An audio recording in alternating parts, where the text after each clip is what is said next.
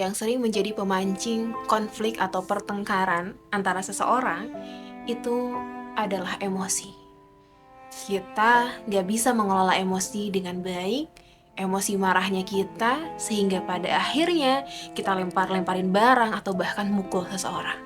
Kita gak bisa ngelola emosi sedihnya kita, sehingga kita gak produktif, atau bahkan kita terpikir untuk bunuh diri. Maka, gimana caranya supaya kita bisa mengelola emosi dengan baik? Yuk kita bahas.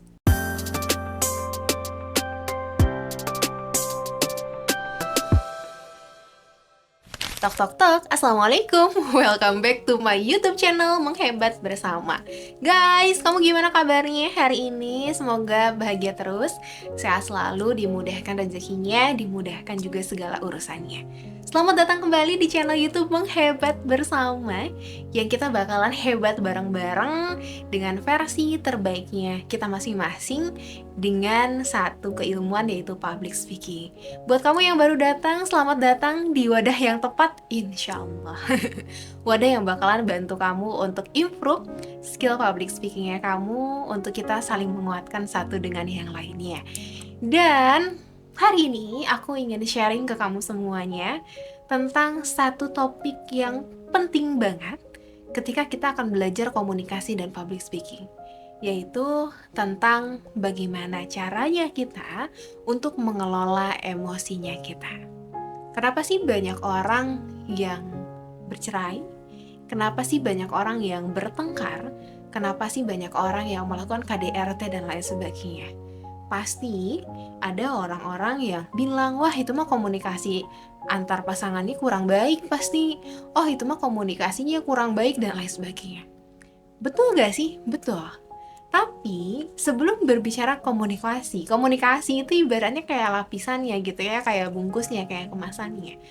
Tapi di dalam itu bukan tentang cara komunikasinya, tapi tentang bagaimana caranya kita mengelola emosinya kita.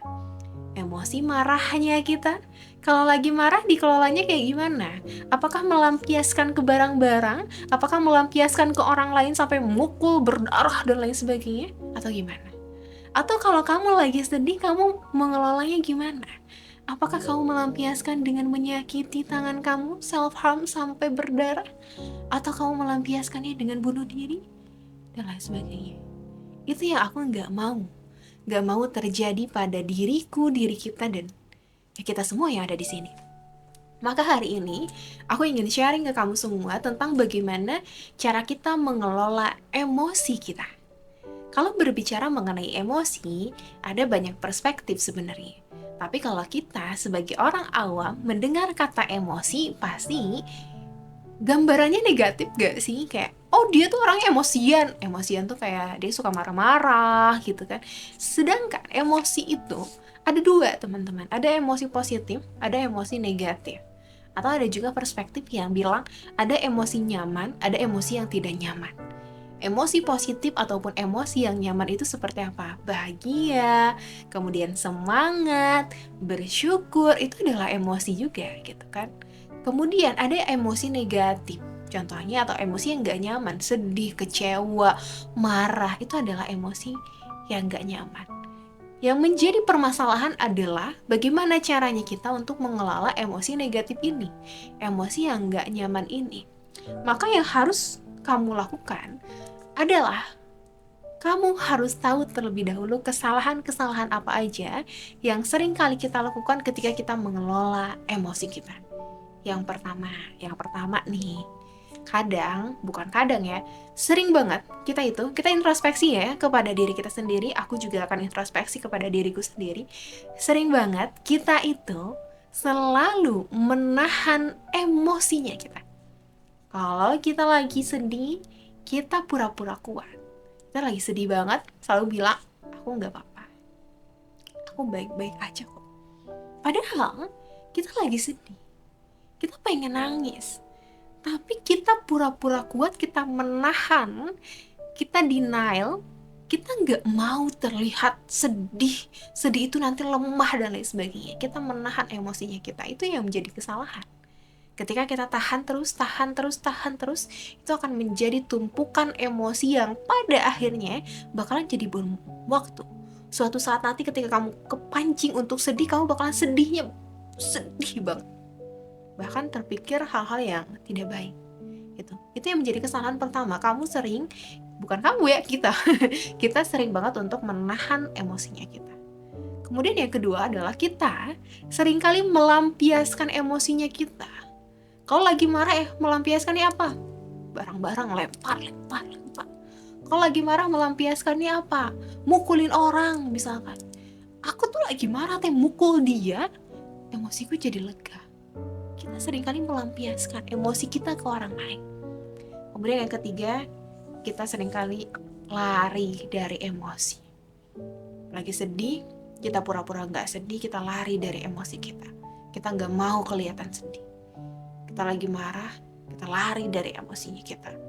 Kita marah-marah ke orang, melampiaskan ke orang, melarikan diri bahwa emosi itu tanggung jawab kita. Maka yang harus kamu lakukan adalah let it flow. Kita harus mengizinkan emosi yang ada itu masuk ke dalam tubuh kita. Misal, kalau kamu lagi sedih, kamu harus izinkan diri kamu merasakan sedihnya itu. Kamu harus menerima rasa sedihnya itu. Karena apa? Karena kita juga manusia. Kita punya perasaan yang gak bisa dituntut selalu kuat, yang gak bisa dituntut selalu hebat. Ada masa-masanya, ada fasenya, kita juga perlu waktu. Perlu untuk menerima rasa sedihnya kita, khususnya ini para laki-laki ya. Perempuan itu perasa banget. Tapi kadang banyak banget laki-laki yang mereka gak mau nangis karena mereka menahan dirinya bahwa aku harus kuat. Laki-laki juga manusia. Laki-laki boleh kok nangis. Jangan pernah menahan emosinya kamu.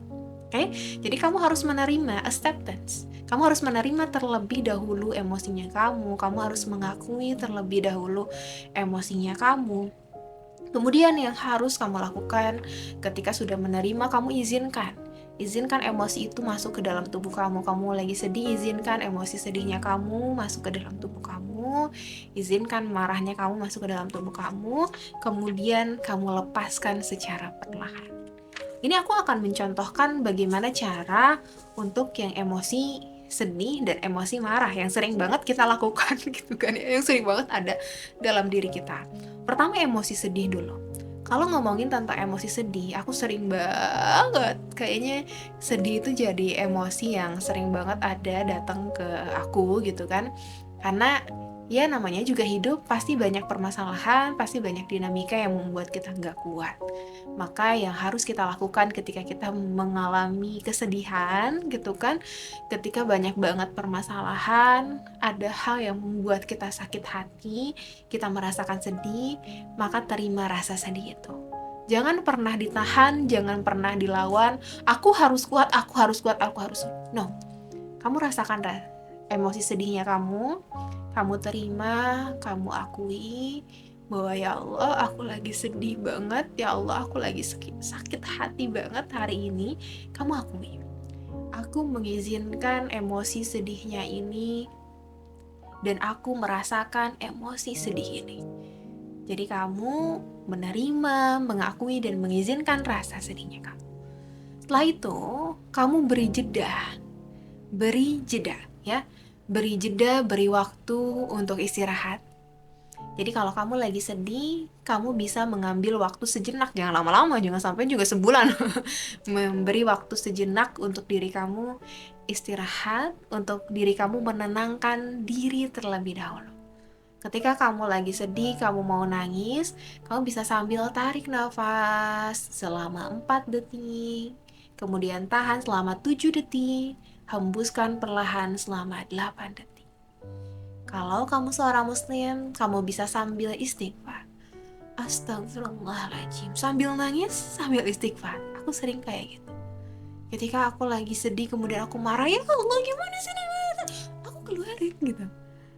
Aku keluarin, aku menerima rasa sedih dan aku menerima rasa kesalku misalkan.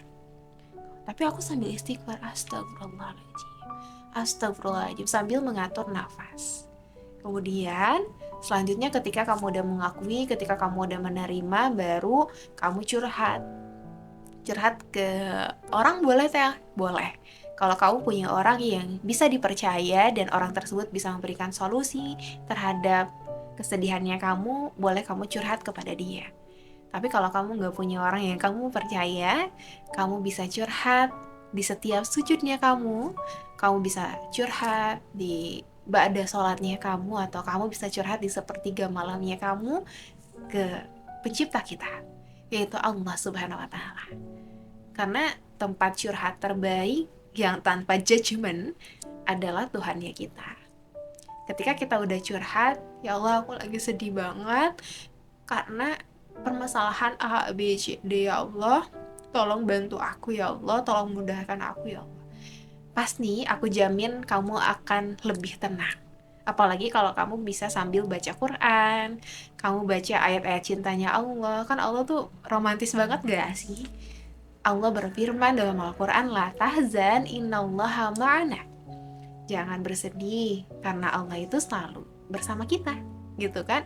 Jadi ketika kamu lagi sedih, kamu jangan pernah larut dalam kesedihan.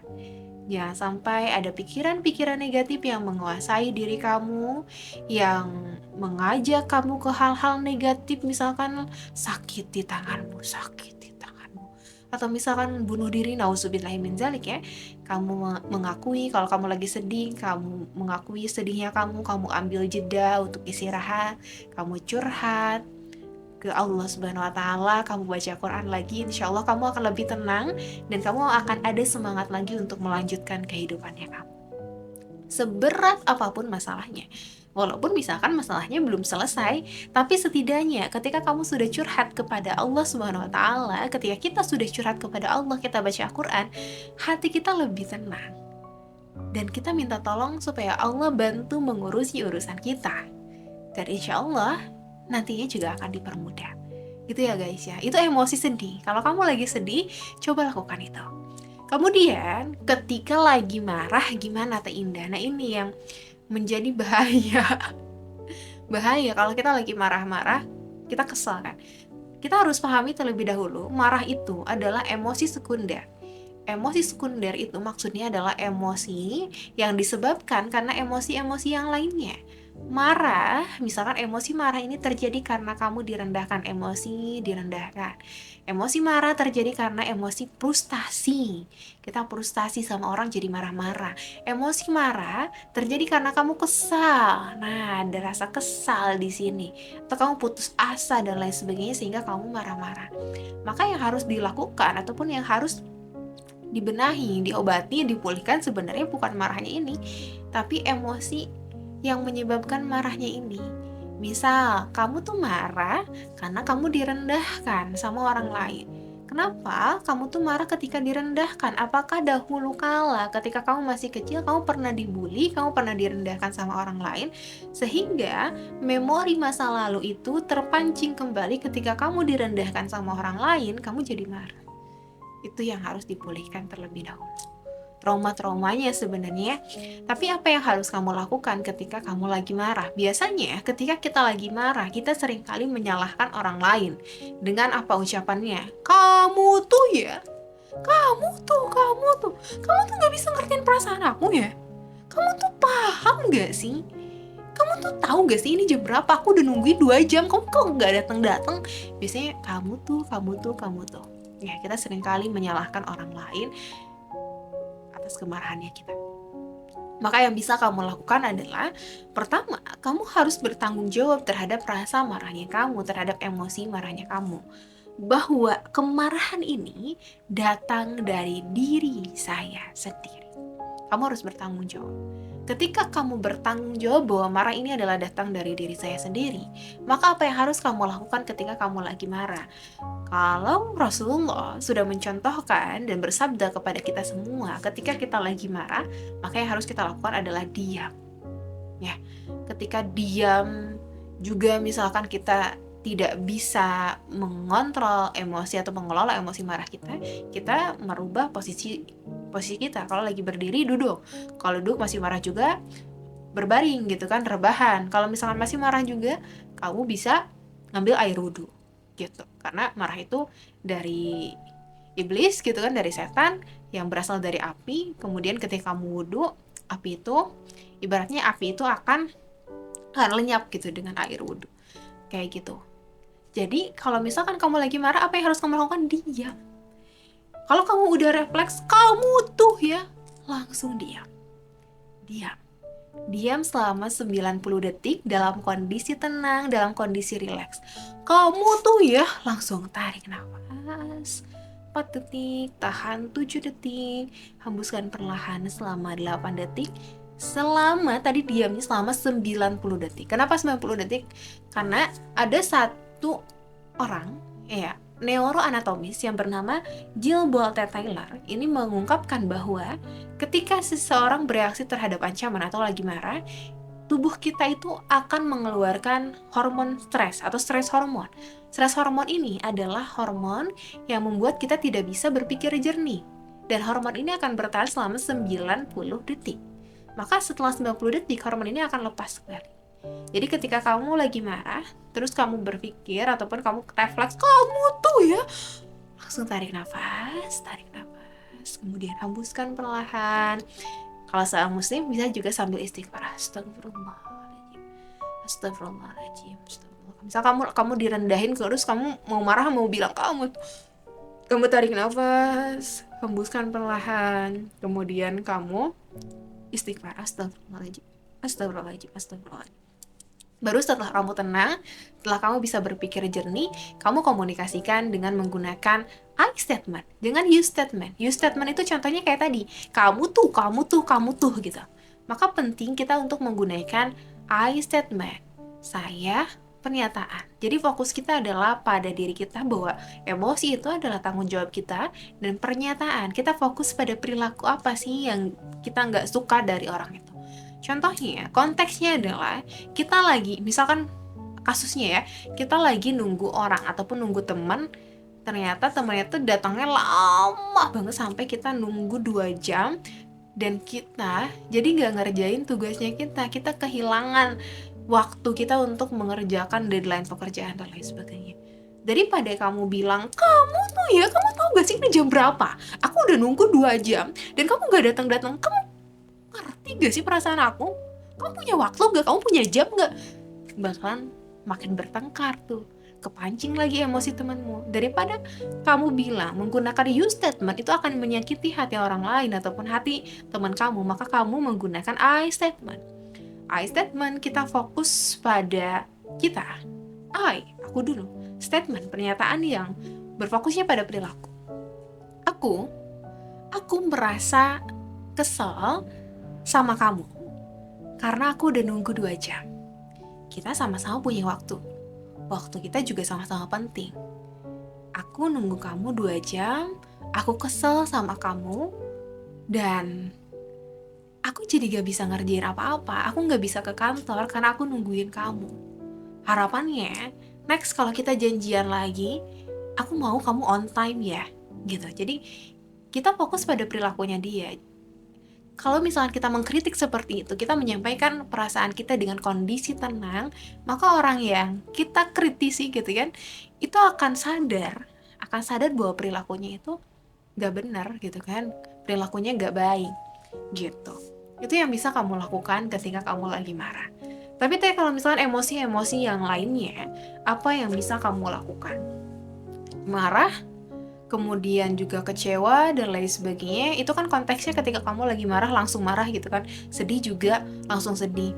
Nah kalau misalkan kita pengen melepaskan emosi-emosi negatif yang ada di diri kita, apa yang bisa kamu lakukan? Barangkali ada emosi-emosi negatif yang tertumpuk pada diri kita, yang bisa kamu lakukan adalah kamu menggunakan, ataupun kita bisa menggunakan yang namanya Sedona Method.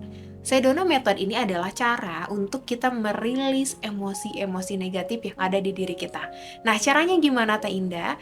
Caranya adalah kamu harus mencari tempat yang hening terlebih dahulu, dalam keadaan hening, dalam keadaan tenang, atau misalkan kamu pada sholat nih, pada sholat tahajud, misalkan kan itu tenang banget, sepertiga malam tuh tenang banget.